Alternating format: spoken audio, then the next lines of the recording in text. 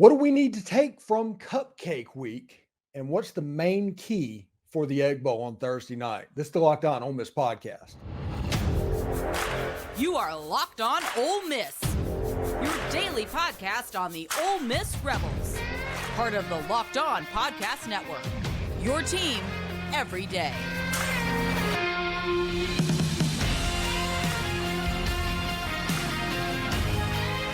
Hi, I'm Stephen Willis, and I am likely the only person that you're going to hear from today that has had an office in the Manning Center at Ole Miss and worked in the national media at Yahoo Sports. Thank you for joining us.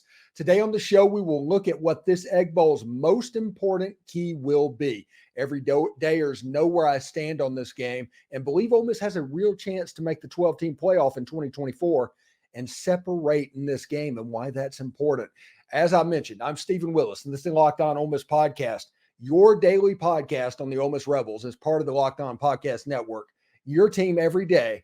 We are free and available on all podcast apps and YouTube. Thank you for making the Locked On Ole Miss podcast your first listen every day. And a special hello goes out to all the everydayers who make the show what it is. Before we get started, download the Game Time ticketing app, create an account, and use the code Locked On College for $20 off your first purchase. There's one main key that I think that this Egg Bowl is going to have, and people that are going to this Egg Bowl, and they need to watch out for this, and that is whichever team gets off to the fastest start is the team that's in the advantage. I think Ole Miss is probably going to be a 13 to 15 point favorite when the lines come out today. I just do. But with this game, and we all know how Mississippi State treats this game, and Mississippi State's going to have confidence over Ole Miss because they won the year before. The team that comes out with the fast start on Thursday has the advantage. The reason I say that and put it that way is because I do assume that Mississippi State will be front runners in this game. As long as Mississippi State is in the game, whether in the lead or really close behind, they're going to put up a dogfight, and they're going to do whatever it takes to win this game because of how much it means to them. It's just the way it is. The way this rivalry works is that. But if Ole Miss can get off to the fast start that they did not get off to yesterday against Louisiana Monroe, when they were leading 7-3 at halftime, if Ole Miss would have been up 21-0 at the end of the first quarter, that game was going to be another 70 burger, and Walker Howard was going to get to play. But this team was not focused. All the letdown stuff. You had the hangover of the Georgia game, and because of that, they were really sluggish going against Louisiana Monroe. People are going to point to the offensive line and all those problems. Honestly, I just wipe them off, because I'm not 100% sure, and nobody will ever admit this. Nobody will admit this. Most of the work was spent on Mississippi State during this week. The offensive line was acting like they were having to react on the fly to what Louisiana Monroe was doing to them on the defensive line, which makes me think that I don't know exactly how much went into it. Just a thought, just saying, that's just my opinion. So whoever gets off to the fast start in this game will be the advantage team, because it is a home game in Mississippi State. We all remember what 2009 was. Does everybody remember what 2009? I guess I can let everybody know if they don't know. 2009, Ole Miss was getting ready to go to the Citrus Bowl and play Penn State. They went down there, and Chris Relf and Dan Mullen and the Mississippi State Bulldogs, the year after Ole Miss put 45-0 on them, kind of boat raced that game, and Ole Miss ended up at the Cotton Bowl against Oklahoma State. So we'll see exactly how this goes. I think that whoever gets off to the fastest start, if it's Ole Miss, this game has a chance to be a boat race. It just does.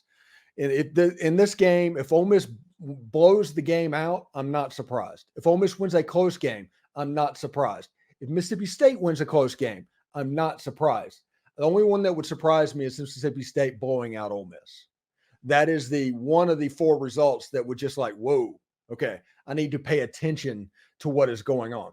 I genuinely think that Ole Miss, is the better football team in this game. Now, there's going to be a lot of want to. There is. And honestly, we want them to be up. There's certain people that are always talking about bulletin board material and all that. But for Ole Miss to get where they need to be, that shouldn't matter. You looked over the weekend, Georgia playing Tennessee. Tennessee scored on the first play of the game. Just boom. Went 75 yards for a touchdown on the rush. After that, Georgia just put an anaconda on it. They ended up winning 38-10. The game felt like it was 57-10. I mean, Georgia's the best team in college football. I don't think it's even particularly close, but that's the way that looks. Everybody gives Georgia their max effort. Every team has a Super Bowl, and that Super Bowl is the Georgia Bulldogs. That's the way this works. Teams like Alabama and Georgia, they get to where they are because when they have games with everybody being up, like really, really up, it just doesn't matter.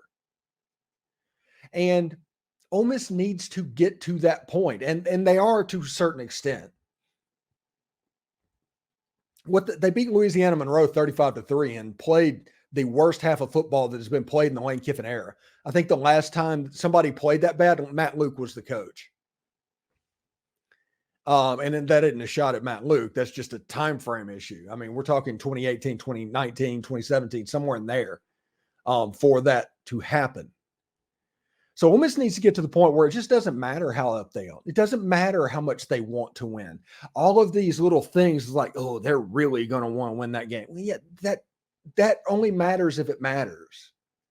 It becomes a self-fulfilling prophecy. Ole Miss basically against Louisiana Monroe played with their food. They didn't take points. They went for it over and over again, got stuffed a couple of times, had 7 points in the first half. Louisiana Monroe, by the end of that first half, got a little bit of confidence, started to be able to run the football a little bit. But it wasn't enough. I told somebody on Twitter or X or whatever that is that it just isn't going to matter because Louisiana Monroe can't score unless we have a bust. So once it became 14-3, the game was over, and it just became a question of how well the team could play and can they erase the first half, which 35-3, I'm fine with 35-3. We'll see exactly how that goes for Ole Miss moving forward. So thanks again for making the Locked On Ole Miss podcast your first listen of the day. We're just getting started. We need style points versus Mississippi State Bulldogs, and that's bad news for the Bulldogs. And Jaxson Dart basically kind of walked back what Lane Kiffin said about Jaxson Dart coming back to school. I'll tell you exactly what I think that means as well. But I do want to let you know that today's show is brought to you by Game Time Ticketing. With killer last-minute deals and all-in prices and views from your seats, their best price guarantee, Game Time takes the guesswork out of buying tickets. Game Time is the only ticketing app that gives you a complete peace of mind with your purchase. You can see the view from your seat before you buy so you know exactly what to expect when you arrive. They have all-in prices that show your total up front so you know exactly what you're getting in a great deal without hidden fees. Buy tickets in a second with 2 taps. Click, click. With zone deals, you pick the section you want, and Game Time picks the seats for an average of 18% savings. That's pretty cool. And the Game Time guarantee means you'll always get the best price. If you find tickets in the same section in a row for less, Game Time will credit you 110% of the difference. Take the guesswork out of buying tickets with Game Time. Download the Game Time app, create an account, and use code LOCKEDONCollege for $20 off your first purchase. Terms apply. Again, create an account and redeem code LOCKEDONCOLLEGE for $20 off. Download Game Time today. Last minute tickets, lowest price, guaranteed. Locked On has launched the first ever national sports 24/7 streaming channel on YouTube. Locked On Sports Today is here for you 24/7, covering the top sports stories of the day with local experts of Locked On, plus our national shows covering every league. Go to Locked On Sports Today on YouTube and subscribe to the first ever national sports 24/7 streaming channel. All right, so the one thing, there's 2 issues that Mississippi State has and potentially Ole Miss has, to be honest. But we'll start off with this. Ole Miss is in need of style points a little bit at Mississippi State. I know there's going to be people that says just win the game. I get that. And if Ole Miss just wins the game, I'm going to be okay. But I'm also really okay with Ole Miss playing in the Citrus Bowl. I want Ole Miss to go NY6. I selfishly want them in the Citrus Bowl because of that game and the Under Armour All-American game. And just because of the ease it would create for me. So that's the game that I want. Now, one thing that is really interesting is those style points come into play because Ole Miss is going against perceptionally the Missouri Tigers. And I am recording this while Missouri is getting ready to kick off against the Florida Gators. So I do not know that result. So whether Missouri wins or loses or however that goes, Ole Miss probably needs style points in this game.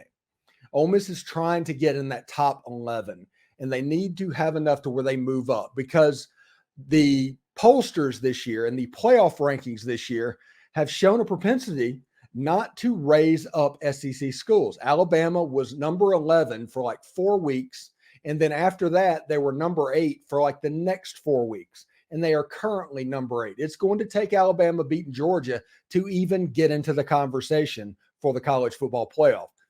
I am worried that a similar type situation will happen to Ole Miss. Ole Miss needs to have a little bit of style points in this game. They need to do things that give the rankings committee reason enough to move them up. Now, Oregon State plays Washington. They play Oregon.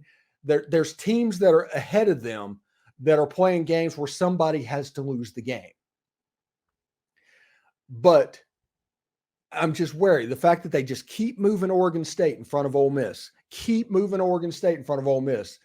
reeks of a narrative. So Ole Miss is going to need style points against Mississippi State on Thursday night.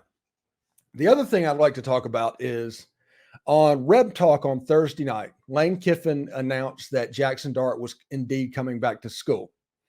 And everybody was celebrating on that all day Friday, all day Saturday. And in the post-game interview on Friday, Jaxson Dart says, no, wait, I haven't made a decision on that. We haven't thought about that and all of that.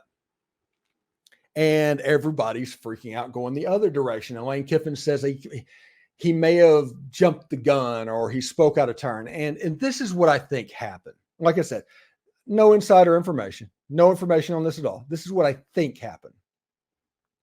I think Jaxson Dart is going to come back to school. I think Jaxson Dart has earned the right to make that announcement himself. It is not up to Lane Kiffin to make Jackson's announcement for him moving forward.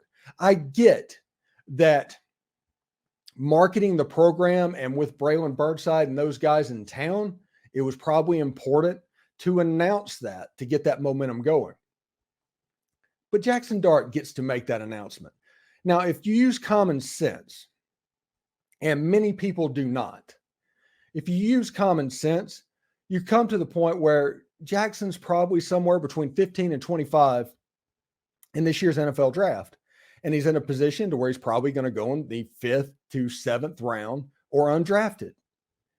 And if that happens, he's going to be making pretty much equal money to what he would make in one more year at Ole Miss. And in that one more year at Ole Miss, Mike Detillier was on the Boat Bound show that said that he could have a Jaden Daniels type ascendancy in 2025. So if you're looking at tea leaves and if you're looking at anything going on in this story, I don't think people need to worry about this. I think Jaxson deserves the right to announce that he's staying. Jackson's too good of a quarterback and too many things are in place to where, he's earned the right to do it. So I understand that they've walked this back. They're going to give Jaxson a chance to do it. Ole Miss has an Egg Bowl on Thursday night, and you have a bowl game that will either be the Citrus Bowl or a New Year's Six Bowl. I do think the Cotton Bowl, if they were in the New Year's Six against Texas, would sell all the tickets and get all the eyeballs, but that's just my opinion. But Jaxson has earned the right to make this final announcement himself. So anybody that's going to freak out about what's going on, I just don't know. It's going to be okay. I genuinely think that Jaxson is coming back, but college kids have been known to, Rufus French, for example, You can't really predict what happens, but Jaxson Dart coming back, the joke is, well, where was he going? And I don't think it's that simple either.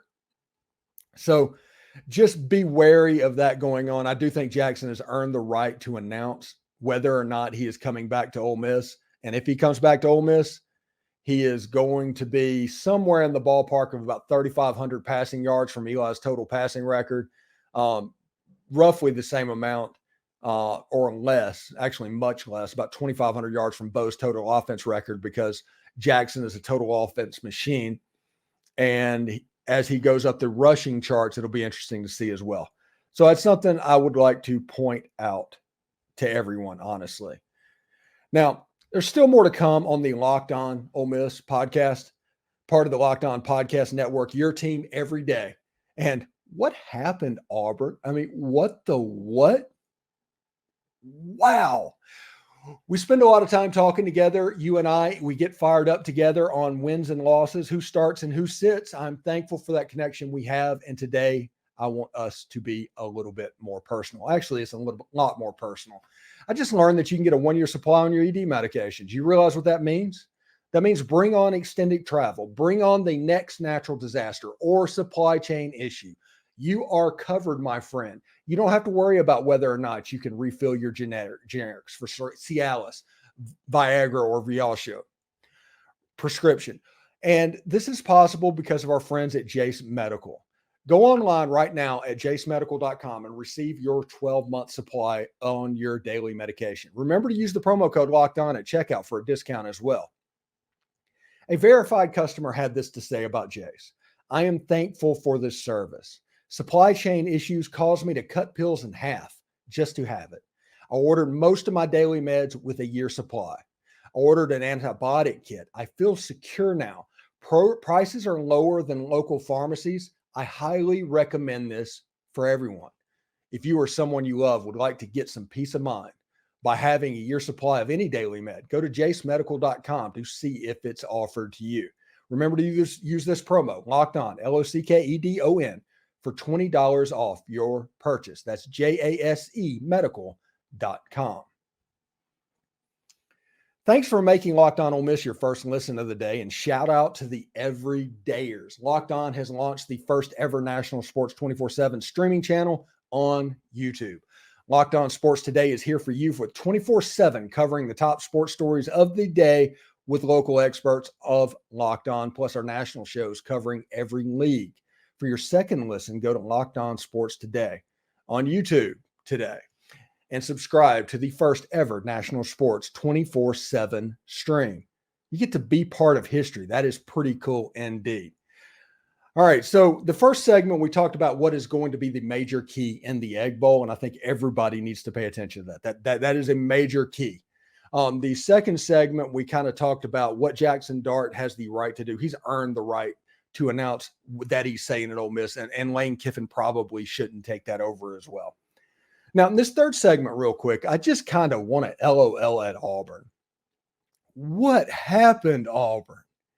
My goodness, you were rolling along so well.